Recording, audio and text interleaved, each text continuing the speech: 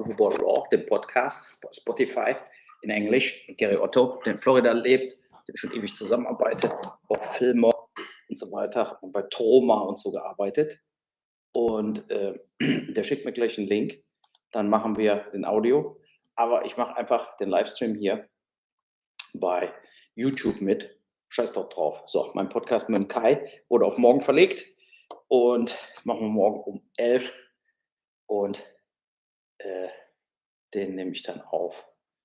Den kann man vielleicht sogar auch gleichzeitig streamen und dann hinterher nochmal hochladen. Keine Ahnung, werden wir ja sehen. So, jetzt warte ich hier auf den Link vom Gary. Ja, gestern Fußball. Was für ein letzter Spieltag. Heute ist in England der letzte Spieltag, aber da ist die Meisterschaft ja genauso entschieden für Manchester City wie für Leverkusen. Tolles Leverkusen, also nicht mehr Vitzekusen jetzt und ich gönne es ihnen. Toller Trainer. Und das zeigt eben, es geht darum, wie gut ist die Führung, also wie stark ist der Trainer, der dann gleichzeitig auch irgendwo der Teamchef ist. Und erfolgreiche Mannschaften haben immer einen ganz starken Kopf vorne, wie Klopp damals in Mainz, dann Dortmund, Liverpool. Oder wie eben jetzt Alonso in Leverkusen. Oder eben Klopp dann Liverpool, wie gesagt, oder Pep Guardiola immer. Das sind so Trainer, Ancelotti, die lassen dich nicht reinreden, die haben dann auch die sportliche Kontrolle. Und diese Mannschaften performen und sind stark. Und man merkt ja auch, nehmen wir mal Köln, ne? Köln ist jetzt abgestiegen, die sind vollkommen, irgendwann ging es abwärts. Aber 2, 3, 4 Jahre mit Baumgarten, der war einfach gut. Der Typ war geil, der Kölner Trainer, und hat die auch ganz nach oben gebracht. Ne? Wie auch bei Union Berlin, der alte Trainer, zum Aufstieg, und dann lief es. Und das fand ich einfach oder finde ich einfach geil. Und das ist eben überhaupt nicht mehr der Fall bei Bayern München, null. Und irgendwie ist Gladbach und Bayern ging gleichzeitig den Berg runter. Für Bayern bedeutet Berg runtergehen, keine Titel zu gewinnen. Für Gladbach bedeutet Berg runtergehen, abzusteigen. Also mein Team Gladbach ist im Endeffekt haushoher Favorit für den Abstieg aus der Bundesliga im nächsten Jahr. Und wird interessant auch mit Heidenheim, ob die diesen Überraschungseffekt nächstes Jahr beibehalten können und eine solide Mannschaft tatsächlich langfristig aufs Feld bringen. Das wird alles sehr spannend und sehr interessant in der Bundesliga. Und hier scheppert's im Regal, hier ist totales Gewitter und so weiter. Mein Sohn spielt seit Stunden FIFA, das ist der Nachteil jetzt bei Pfingstferien. 2 Wochen frei. Was für eine Kacke. Anders kann man es ja nicht sagen. Da so viel Ferien irgendwie mittlerweile, wo man dann sagen muss, was ein Kack. Ne? Man muss dann immer quasi die Kinder beschäftigen. Und das allerletzte, was sie machen wollen, ist natürlich irgendwas schreiben oder lesen. Das ist ein ganz großes Problemchen. Ja, ansonsten war ich auch ziemlich platt. Mein zweiter Auftritt in Hamm, fürs Schiff ja gut angekommen und Postal sensationell. Und wir überlegen, ob wir wollen sowas entwickeln, nicht wie Postal, aber mehr wie so wie German Fried Movie, Kentucky Fried Movie, Saturday Night Live, SNL, dass man wirklich, weil die Welt braucht Comedies, die Welt muss mal was zu lachen haben. Und bei Postal, als wir nochmal gezeigt haben, konnten wir einfach sehen, wie geil Postal ist.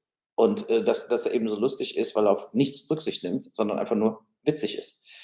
Ne? Da kommt zu keinem Zeitpunkt, darf bei einer Comedy diese Idee aufkommen, darf ich das oder muss ich das oder wie kann ich das machen?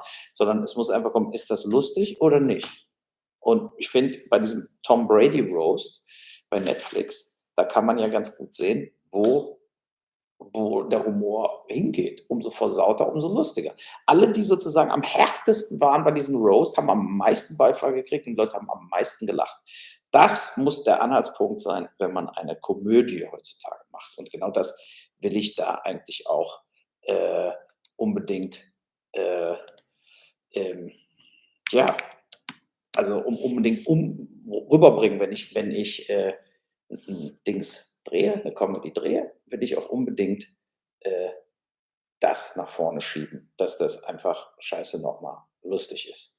Yeah. To all who speak only English, we will soon start, hopefully, the Uwe Raw podcast, and I just stream it here live. It's then later on Spotify also. That is me and Gary Otto talking about the world as we know it. So, und solange rede ich aber Deutsch. Äh, ja, und ja, das fragt mich jemand, I would love to watch a Resident Evil movie, but I didn't did the Resident Evil. I uh, did Alone in the Dark and Blood Rain and so on, but not Resident Evil. So, ja, und ansonsten passieren sonst ja tagsüber, also es passiert ja immer nur dasselbe. Man könnte jetzt stundenlang wieder über die aktuellen Probleme sprechen, aber ich habe eben mal einen Podcast mir angehört von Lanz und Precht. Nach dem Motto, ich kriege immer noch nicht genug von Lanz, aber um einfach mal zu hören, die haben einen Podcast gemacht über die Grüne Partei. Und da will ich auch morgen mal äh,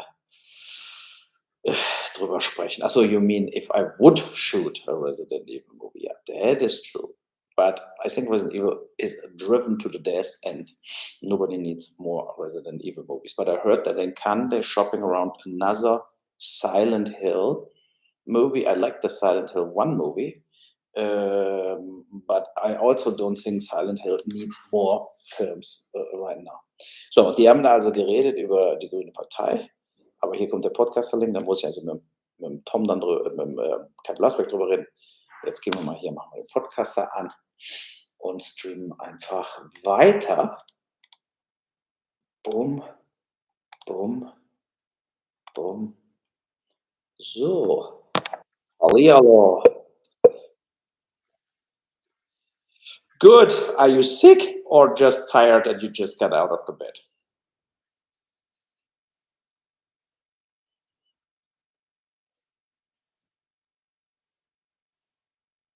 Ah, okay.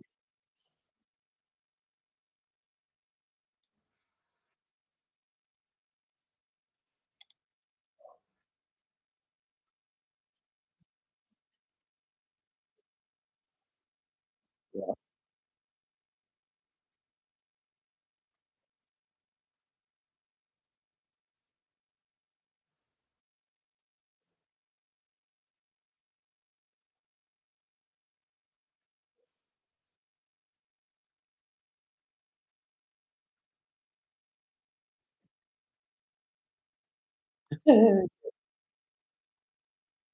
No, but first, like, uh, so how is married life? Now you just gave the answer. As soon you got married, the work is starting, or what?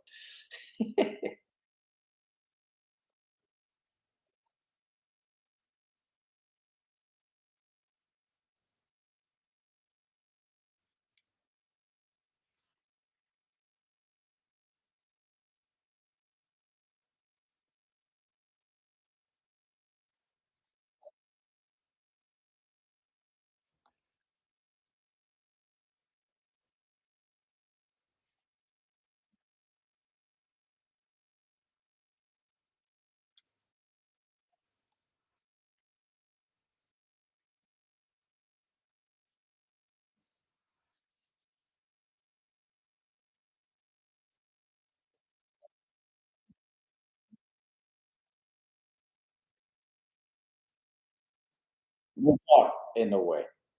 Also.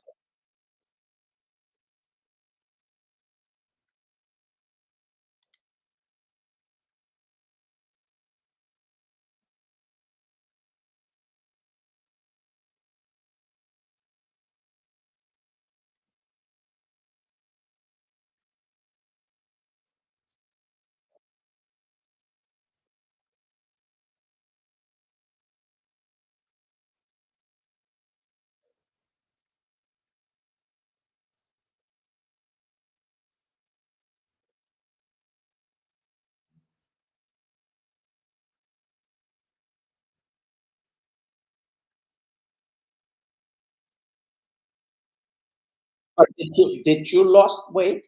Like you, I think you lost weight, right? It worked.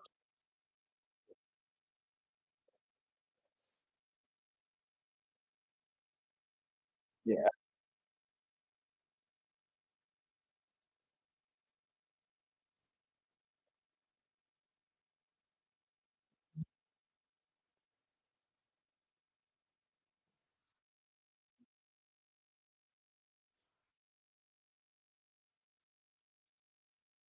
Yeah.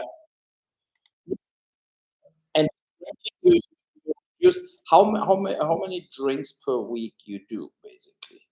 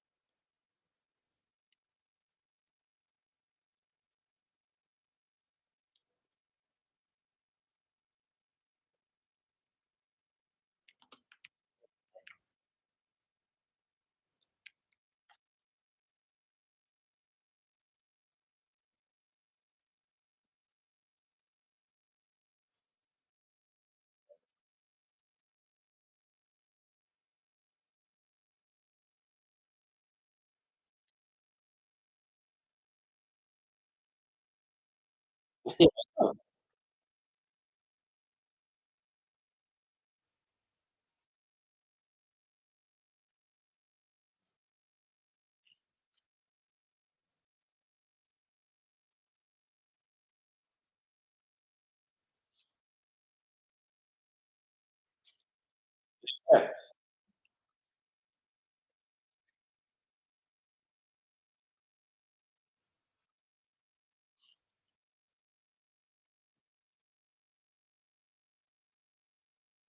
Yes.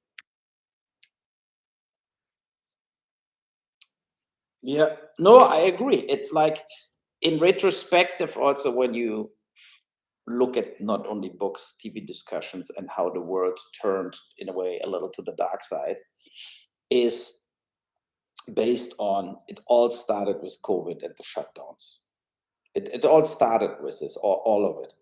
And I think that had a long lasting effect on how secure are we, what can nature do to us, what can a virus do to us, and it brought things in the front row: the isolation, the less social contacts, the standstill in business, the not shooting films made me depressed, made a lot of people depressed, made my kids depressed who couldn't go to school, and so on. And then later, the like when the basically the world waked back up, and you had that kind of, now it's all back to normal, now it's all better, whatever, then you have the shit hits the fan worldwide on all sides. You have the Taiwan disaster, North Korea and Iran always threatening with nuclear bombs. You have the Hamas disaster. You have the Ukraine war. You have an overall economic downturn. You have a total migration shit show in the US and in Europe. And it's crazy. It's this kind of that uh, all of this shows the world in turmoil in a way in the last since 2020. We did a massive move away from Canada back to Germany 2020, and what we got were shutdowns and COVID and um, also business disappointments, of course, together with this kind of unsettling political changes and world changes in a way.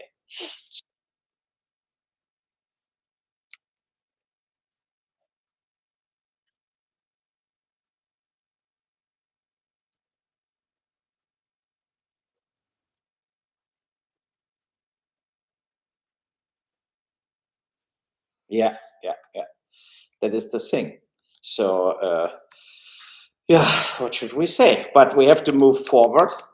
And I'm in a way better mood now since I made two films, First Shift and Run.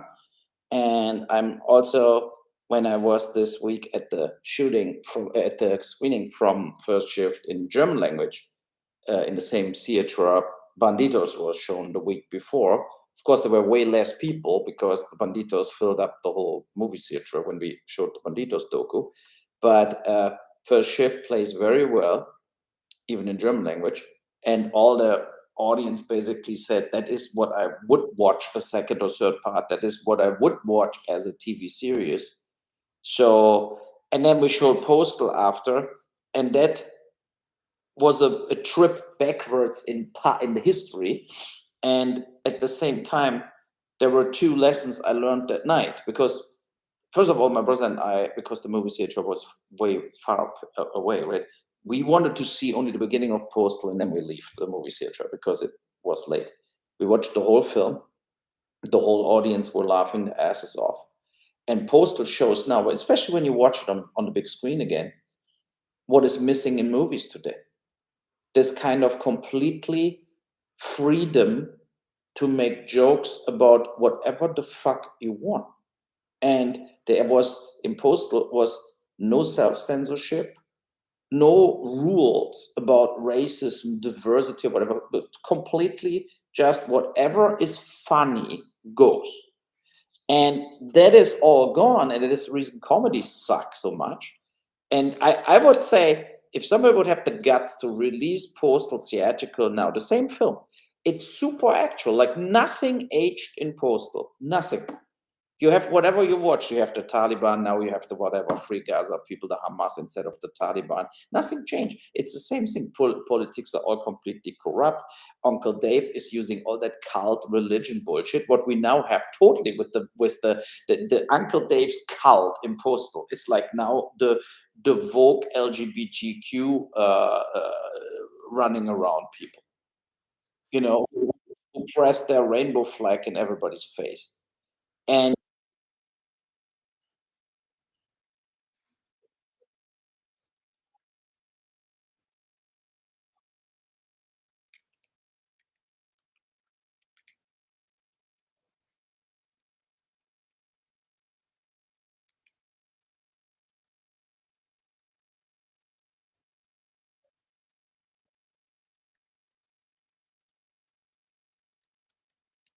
yeah, no, but what I still like I'm getting more after this, I'm highly motivated to do next a comedy. And I'm looking more and more into this California Fried movie. What?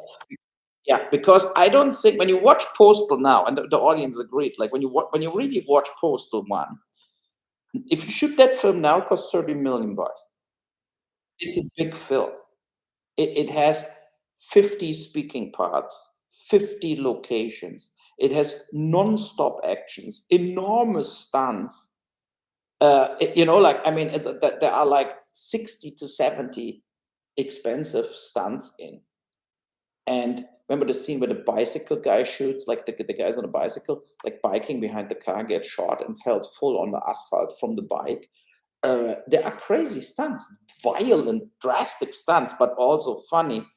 Huge CGI shots, the car what gets bombed in the air and falls down, enormous amounts of prosthetics. The cat silencer was alone like 20, 30,000 bucks. It's like it's we cannot do Postal 2 and it sucks. It's kind of a finished film, a standalone film. The ending of the Postal film was great too. And it makes only sense to do Postal 2 if we really have money. And but California Fried Movie, similar to Kentucky Fried Movie, similar to like a SNL, but in harder, uh, like my German Fried Movie and stuff like this. I think this kind of film is cheaper, doable, but also really funny. And because there you are not forced to think about what happened to the postal dude and create a new postal dude story. If we do the California Fried movie, we can make jokes about everything because it's kind of an endless TV show going on where you have advertising breaks. You can make funny um, like trailers for other theatrical films coming out and make fun out of the next Avengers bullshit, whatever, or the Barbie 2 movie. So we can make like parodies on what's going on in politics, in advertising, in film, in everything. And I think that I think people would love it. What? Yes. Yeah. Yeah. And I think that is something now where everywhere are these studios. They are A, not totally booked, and B, you have that round screens where you can do this digital background. You don't have to build huge sets anymore. You can have a guy on a desk and you put him in the Oval Office. Like the Oval Office, you don't have to build. You need only the desk with the guy, and you can cut to the president, and the rest is just the green screen behind, and it's not so expensive to do this anymore. So and I think that is the chance to like shoot it mostly in a studio, you know, and you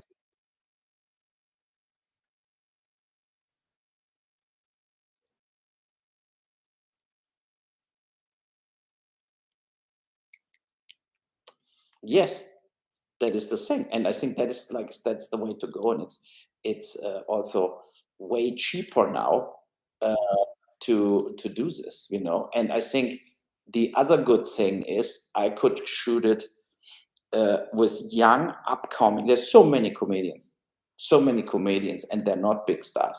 They are like happy to work, and they are like, look at how many stars SNL created. Will Ferrell and James Belushi, Steve Martin. They all went through SNL.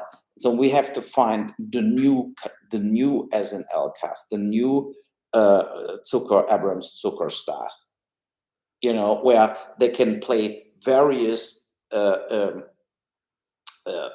roles in the film, and just put it out there. And so we don't need to really buy uh, enormous expensive actors, and we can shoot it all in totally non-union, and who gives a fuck? I mean, the thing is really, it's less and less for independent producers doable to shoot films with the unions involved. You need just people that really want to make films, and I think that is important. You need people they're willing to work. They're not looking on a watch. They're happy if you bring like Uber Eats in and don't have a catering truck. This is the kind of filmmaking what independents need to do now, and not like you have only takers. Everybody drives their own truck, no fucking drivers. So I mean that is the thing, and the good thing is if you shoot it all mostly in the studio, you don't really have transport. You know you just be inside the studio and doing it all with a small crew. No, I'm very excited about this because I was thinking about. I'm always like when I make a film like Run, and then it's out of my system, and then I right away start thinking about what's next, though. So what is that? What I really want to do, and I think Run will be very very good because I really wanted to do it. And uh, the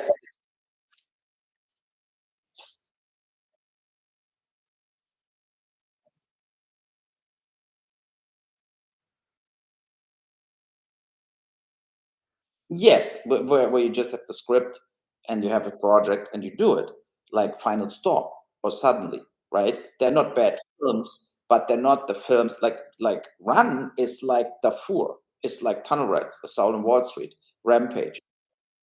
Yes, my idea, the way I want to talk to the audience of the way I want to make a film, and I think they're always my strongest films, and Run definitely. I mean, that is the thing. It's like Run will be way, way better as First Shift. It's not that First Shift is a bad movie, but I love the.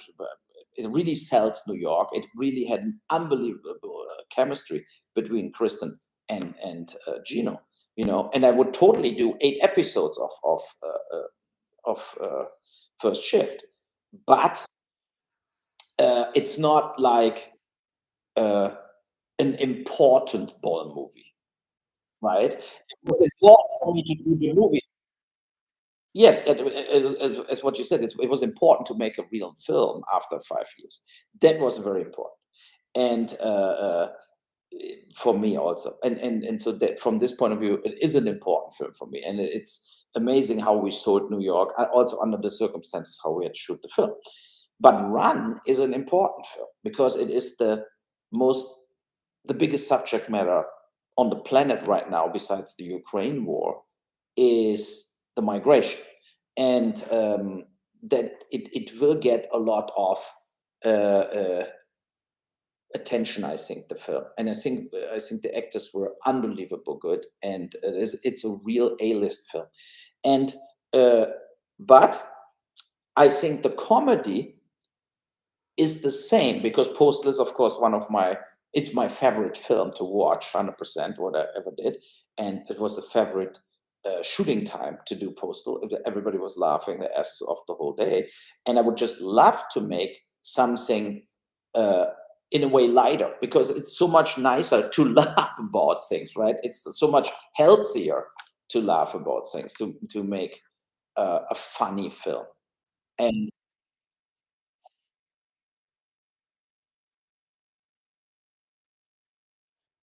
yeah, and I discussed today with Natalie a little, like, but it has to be similar to what Postal did, right? You go on that meta level. So when you have the normal joke, let's say you watch the Tom Brady roast on Netflix. What I really liked because it shows what the people love. The people like the Tom Brady roast because it was so dirty and so hard and so harsh that made it funny. And I think the people are ready for humor like Postal. And I think that is very, very important.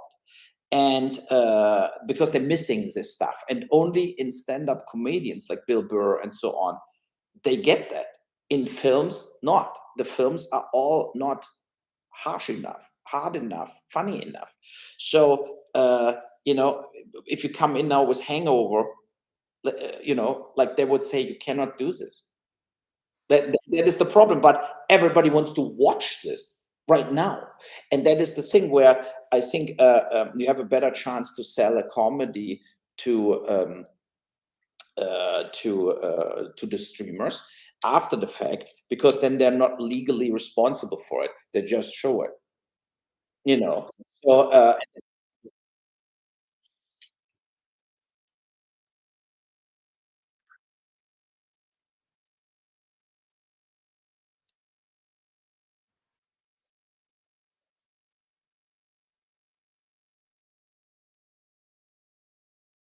yeah, and it's like I got an overview from a law firm in LA, what the studios and streamers are looking for. And you can say they're looking for different things, but every studio and every streamer looks for hard comedy. It was written on everybody, hard comedy. And of course, with if you have like the diversity right and all these rules at Amazon Prime, for example, how can they expect they're getting a hard comedy? If you cannot deliver a hard comedy script without getting blacklisted right away, then you don't get the hard comedy. Then you get only laughable Jennifer Garner bullshit. Where you have this kind of like the Yes Day or something. Not about the next Adam Sandler thing, Murder Mystery. I don't say they're bad films, but they're not hard comedies. So if you want something like the Tom Brady roast as a film, you have to be also willing to go for it. And what I think, for example, take that. I mean, Postal was so many scenes that were like completely ridiculous, but uh, but they were all this kind of what I said with the meta level is this kind of thing. For example, you have to shoot out at Little Germany, and then only children getting shot. And then you have the TV reporter who completely gives a shit about it and only sees how many people will watch her report now based on the biggest massacre on the grounds in America? So, but that is the thing where, like when if I would do something um, about Puff Daddy now, for example, in California Fried Movie, what you have to do to make it funny is not to trash Puff Daddy. It would be like you show that he was right with every single rape and attack he did.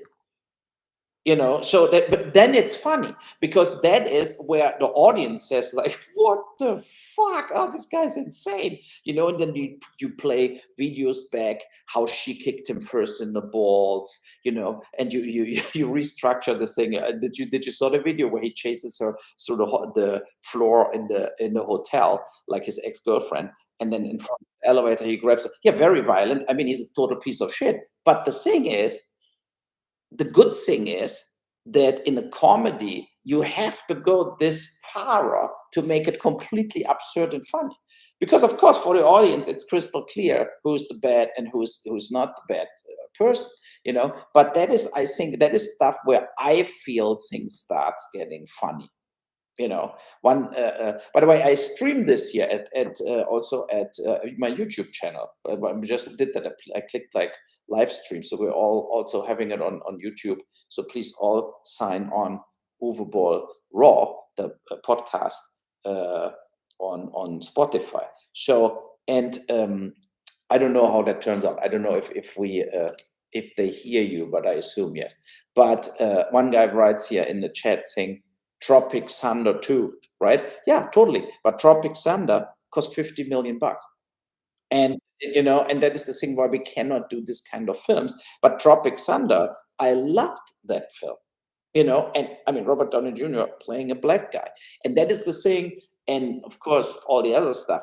It was funny. Tom Cruise maybe in his best the best actor thing as the fat manager. So that is the thing.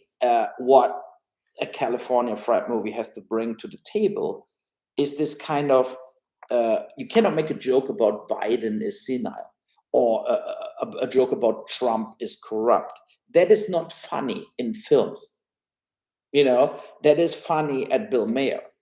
But the film has to step above this you know that whatever, like in Europe we have a reporter in Germany how we feel under the Sharia law now, and we're totally happy.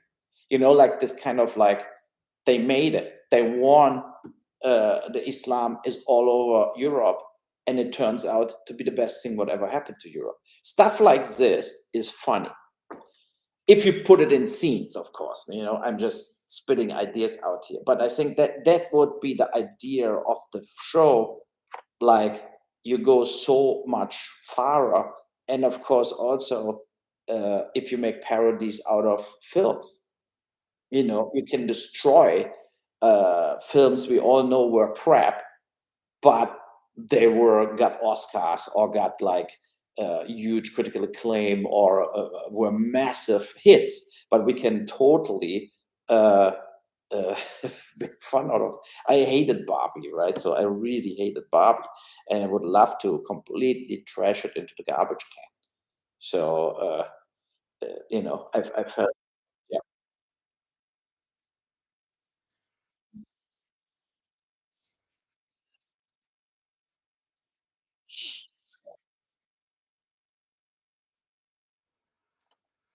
What was it? How was that name?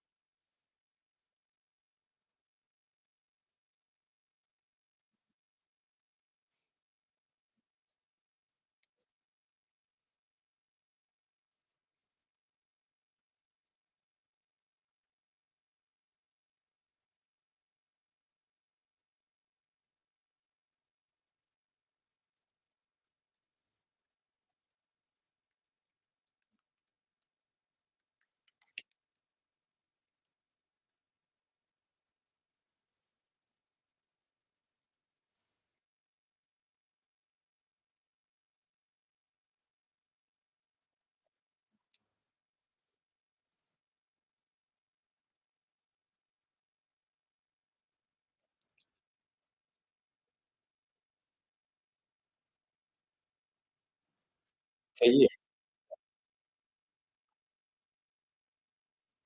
yeah, amazing cast, right? And but that shows how what pussies they are. And that is also, I think that shows also that they're too much like this kind of stars. They have then the management and agent like, oh, you cannot do that, or just throw the movie away, whatever. And I think that is a huge mistake. And but the advantage we have is that we give a shit. You know, we give a shit. Yeah, I mean, let's face it. Look at Postal really gives a shit, you know, and that is the point. Is like look at when Chris Spencer shoots the Chinese female driver, and uh, that has yeah, that has so much truth to it because you have I lived in Vancouver, right? 50% Asians, right? So, and they cannot drive. They are really shitty drivers. And a lot of times I was sitting in my car and think, I want to shoot all of them. So that is the first thing. It's like this fantasy thing. The second thing is, of course, that he pulls then the race card and say, she called me nigger. And then the white guy, Ralph Möller, has to agree and say, who gives a shit? Like, you know, like, of course, if she called you nigger, you could blow her head off. And so it has so many incorrect things in one little scene. Yeah, it's shocking but funny, right? So it's shocking but funny. And it's this kind of the important thing is the surprising element in a lot of the scenes too. You know, what is the difference between a duck? But it's not like it leads to it, you know, so that you have this question like when he wants the job. First of all, his stool, like his chair, is absolutely fucked up and you cannot sit on it. And they completely disregard this. Instead of saying, get a new chair, he's like falling almost on his ass. Now he gets the most ridiculous questions nobody can answer. And then he loses his shit. Then they think he's great. Then he thinks he gets the job. Then they think no, because he has to. There are hundreds and hundreds of more like competitors to get that shit job, what normally nobody should want. And I think that is the great thing. And you know, so that is the great thing in Postal that every scene turns you two, three, four, five times around that you know, and that has to be the plan for a real California Fried movie.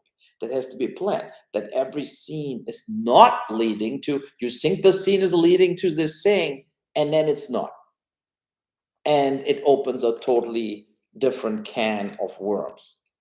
And I think that that is what I think are funny movies, where you get the surprise, but also kind of, you know, like take Naked Gun or the airplane movies. They were all yeah. I know that in that movies too. In this movies, you had more physically comedy, was also like action. What was funny, you know, O.J. Simpson getting shot 100 times and burns his hand on the on a stove, and it's hurting him more as getting killed by the shot. But that is the thing. It's like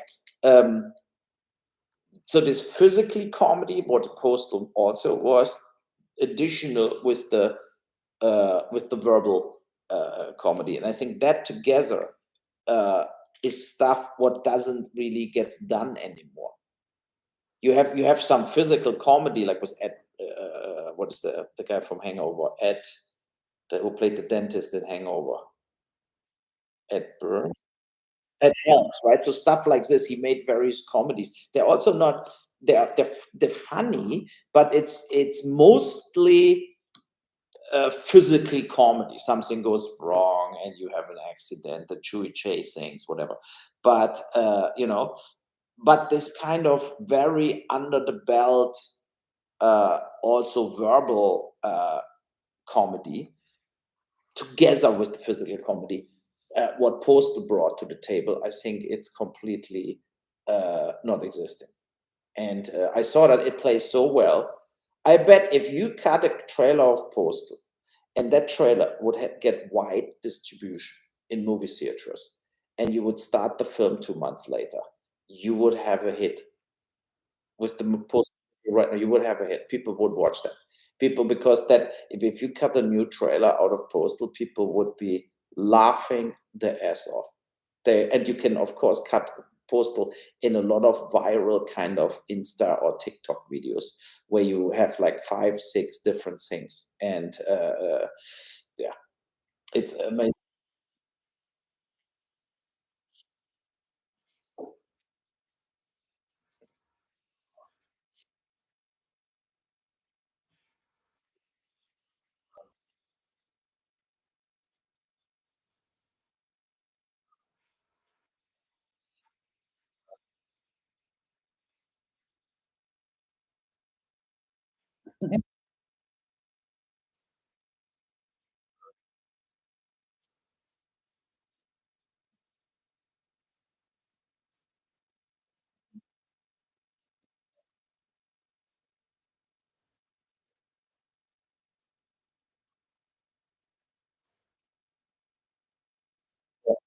Yeah,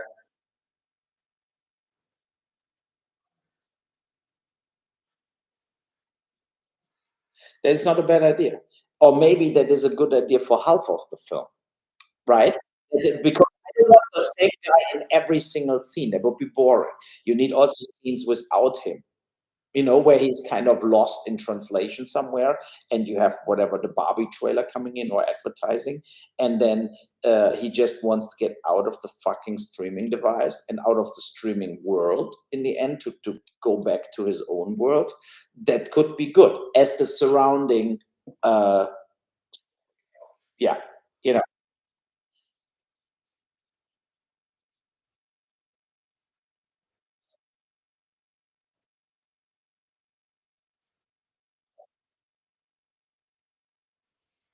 yeah, exactly. And or he gets sucked in. So the first 20, 30 minutes, he's watching stuff, and then he gets sucked in. Something he's switching on the wrong channel. He like because he's testing the device, and then comes that special channel, and you're in. And the channel's name could be "You're in," and you're like, "What the fuck does that mean?" And then boom, he is in. So something like this, and he gets it like as the new Roku professional, or something totally insane. But that is a good idea actually as a surrounding story, uh, to have a lead in a way, to not have only uh, funny scenes. So so do you have a story so that the audience, besides being in all the funny scenes in the debate between Biden and Trump, and he's standing in the middle, like what the fuck? So like so that he also is the story. Is he getting out?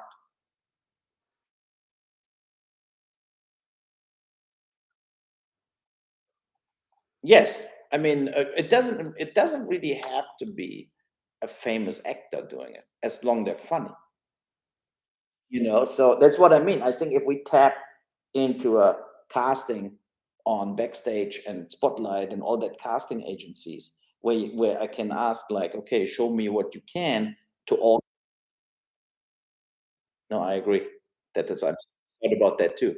I mean, he's a producer now. He's not acting a lot, but he's really funny. You know, Yeah, I agree. It's like, uh, Dave Foley, you're not getting cheap. Now, of course, in Postal, people like J.K. Simmons, I cannot imagine that he would do something like this again. Yeah, I know. And but that was also a thing. Like I was thinking about him when I rewatched the film because uh, I think he played that part because he really believed what his part was saying. you know, that the politics are all bought, that they were all bankers in the World Trade Center, and that it's all like kind of a dirty world, like that they basically made in a way. If you go back to the World Trade Center attack, that was the best thing what could happen to the military industrial complex because this triggered another $1 trillion in spend for military actions and weapons.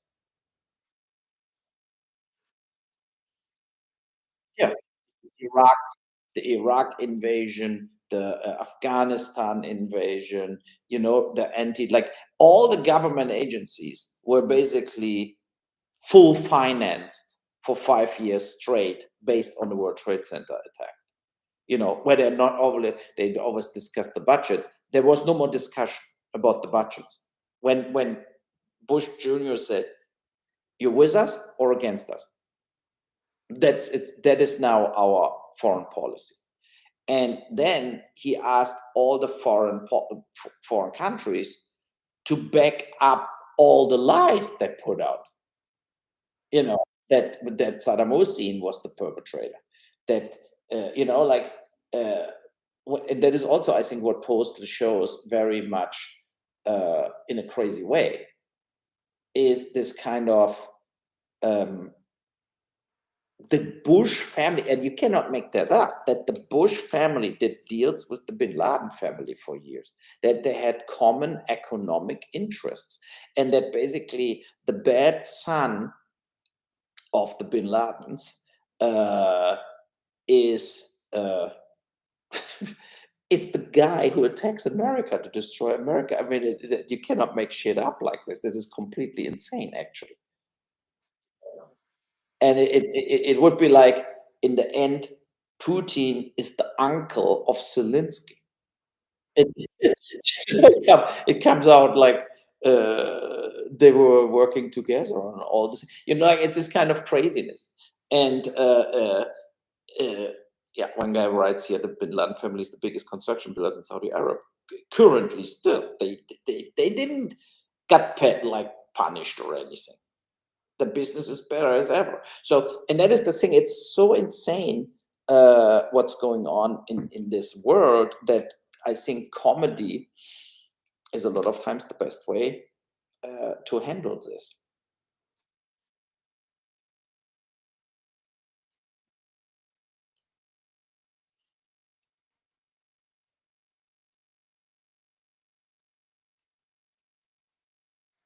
Yeah, it's, what the problem is, that I 100% agree. I have to agree. I think when I was sitting there this week at Postal, there is nothing else to say as that is a real masterpiece. Like, Postal is way better as everything what is in Cannes right now showing. That's the fact. It's a film 15 years old, didn't age a day, still blows everything out of the water what is done in comedy. For like, it's definitely in the top 10 comedies of all time. And if people who don't see that are completely blind, completely I mean, I've watched 20,000 films. I know what I'm talking about. It's like, you're completely blind if you don't see that Postal is like unbelievable important for film history, and it never got done again in on that level, on that political incorrect level, with the humor of a Naked Gun level. So with the physical comedy, with the action and so on a Naked Gun level. uh, and I think that I'm very, very proud that I made that film, because it's the size is so big when you watch it. Also, people, I mean, I think it was like 14, 15 million, but you could not do that film anymore under 30, 35 million right now. Impossible. Hundreds of shootouts. Think about what they did, blowing up that trailer park, shooting various cars into pieces. The whole Uncle Dave encampment, the car chases, the monkeys, nuclear bombs, the shootout in the welfare office. It's like endless. The little Germany, like the huge Germany action sequences. Yeah, I mean, it's really it's really crazy. Na ja,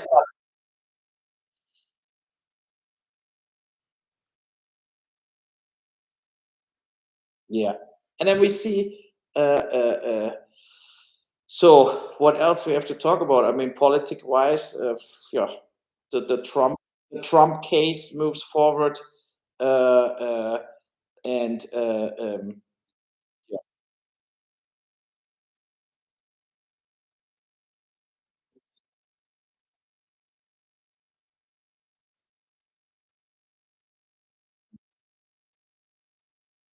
No, no, I think he will get maximum fine. And that was all like blown out of proportions in a way. That was the wrong case against him. I think it was the wrong case. The case was insurrection, treason. That was the case, but nobody had the guts to uh, to charge him for it. And now it's too late. You know.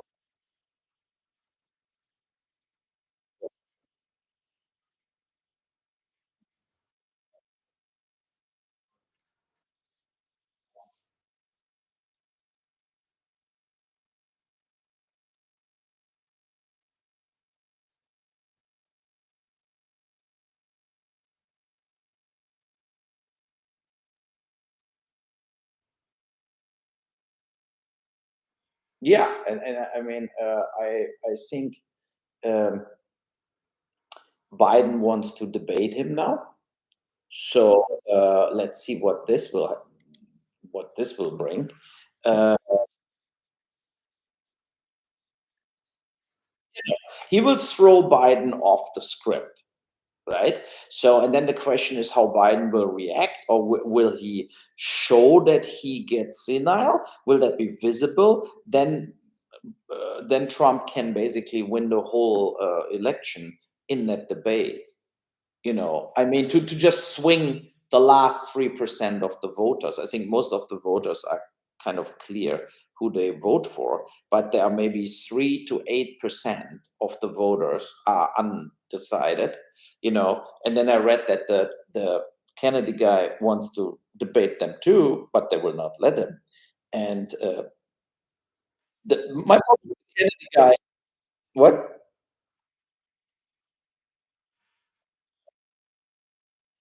Yeah.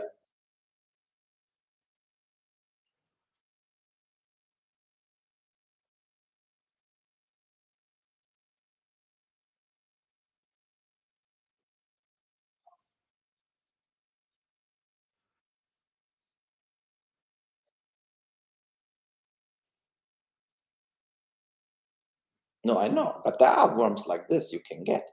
You can get from animals, you can get from sushi, there are worms in, and they're wandering through your bloodstream and ending up in your brain or in your liver. Very dangerous. People die from it. And I read it all up because when we get the worms from our dogs, you get all panicky what worms you have till it's like the fucking normal shit worms, basically. But they yeah, I mean, it's crazy, but for me, this guy is like kind of, I cannot listen to him because his voice, you know, he has, no, but did you really try to listen to him for half an hour? It's very hard because he has this voice. He has a voice operation. Yeah, yeah, I mean, it's very hard for me. Uh, Very hard for me to listen to the Kennedy guy longer as 5 minutes. So yeah, and it's really like I didn't.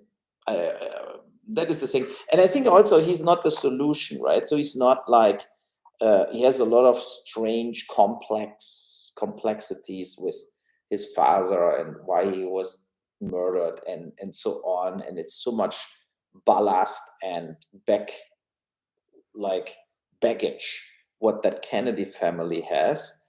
I don't think he will make a mark. I think he will take some voters away from both of them, but overall, he has no chance. And yes, yeah. How much percent Rossborough took? Like 12% or something? I'm googling it. How much Rossborough got? So let's see. He uh, he was very rich. He had 4.3 billion, and he died 2019. Uh, he ran, and so like his presidential campaign. Uh, so he Uh, oh, you know how much he got? He got 19% of the vote, the highest percentage of any third party candidates in the US presidential elections. Yeah. But with 19%, you definitely decide the vote, right? If the nine from the 19% are 15% from the Democrats, the Republicans are in power. So, and that is the thing. So what I read is that the Kennedys are historically Democrats, and that he will steal a lot of votes, more from Biden, like two-thirds of the votes he will steal up from Biden, and only one-third from Trump, and that makes Trump even the bigger favorite of everything. So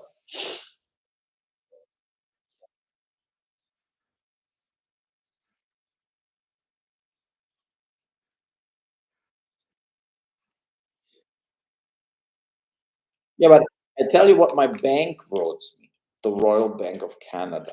They wrote, if Trump gets elected, for the financial markets means nothing, no difference. Everything continues the way it is. And they said during Trump was president, the Dow Jones didn't tank, didn't like went sideways. So for the economy, I don't think Trump will do a lot of disastrous things. But Biden charged now 100% tax on Chinese electro cars. You saw that, right? So, and yes, no, but but here comes the point. And Trump, remember, Trump said the whole time we need to tax Chinese cheap labor stuff and stuff, and everybody flipped out on him. And now Biden did it.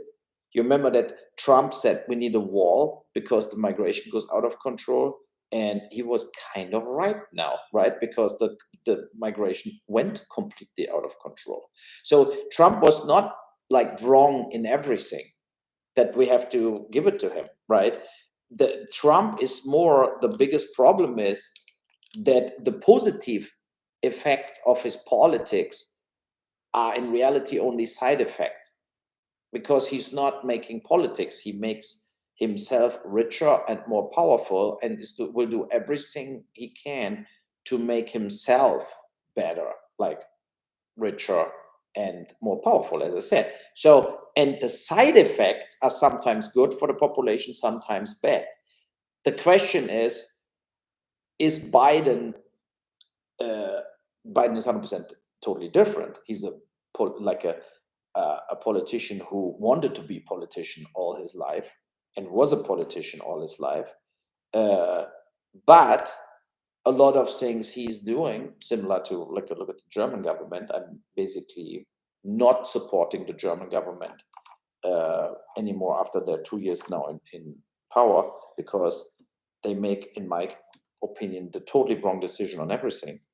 Uh, but I voted for them to have a change, to go away from 16 years Merkel's party rules Germany. I voted for them, but they're making it wrong. They do the wrong political decisions in economy, in migration, and so on. So so we don't have to totally panic if Trump will get elected. I don't think we don't.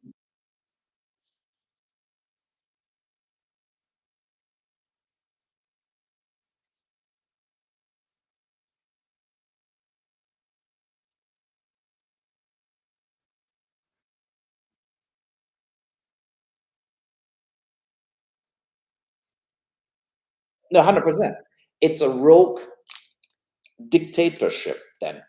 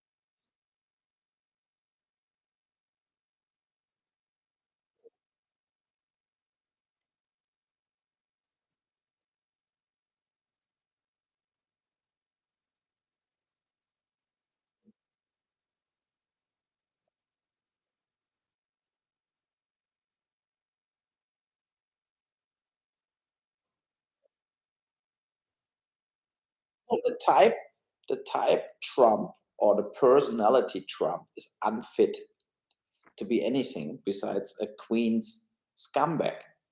That is 100% true, right? Uh, but the fact is that the Republicans were completely unable to sustain any form of political, like, uh, needle, like compass. They fell apart into a cultish, a insane, like, cult, you know? And I think that that is the reality. They dressing up like Trump, going to the Trump, lawsuit and stuff like this, you know, the Matt Gates, and these people are all very, very, very idiots, like dangerous idiots, nothing else. So that is a huge problem we face, right? It's a huge problem, and that they cannot find two better candidates, right? And that I really blame Biden if Trump turns into president again, and not Biden because he is the worst president ever. Not true at all. Because he doesn't know when to quit. He has to get it over with and gives the reins to a younger candidate. Then he saves America, but he will not. He's this that shows to me also that he is, kind of, uh, yeah, what we say, it's like he's also all about the power for himself. If he would be really caring about Americans' future, he would step back and don't run. That is the reality.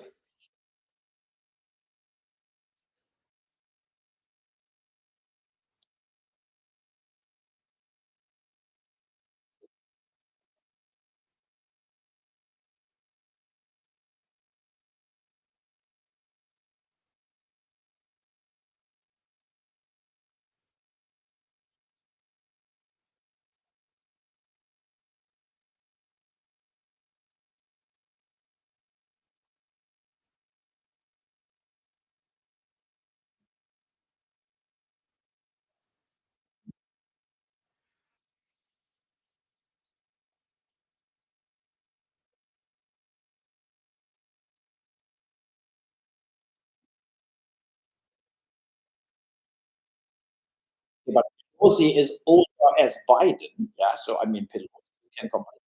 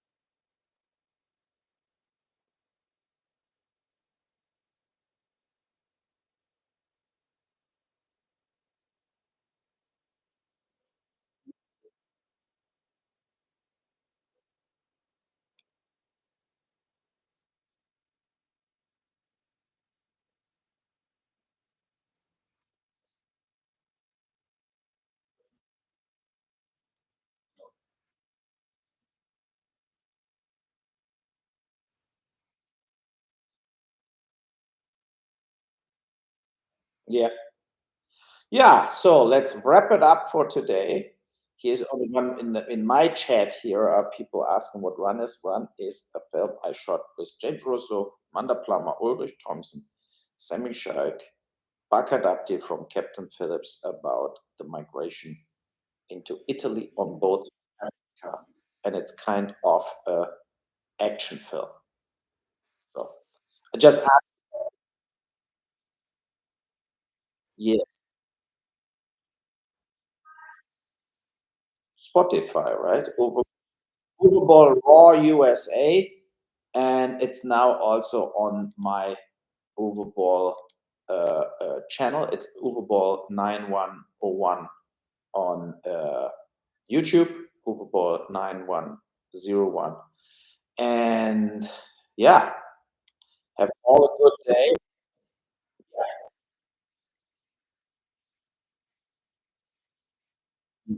and subscribe to the podcast on Spotify and also to my YouTube channel. Okie dokie. Goodbye. Perfect.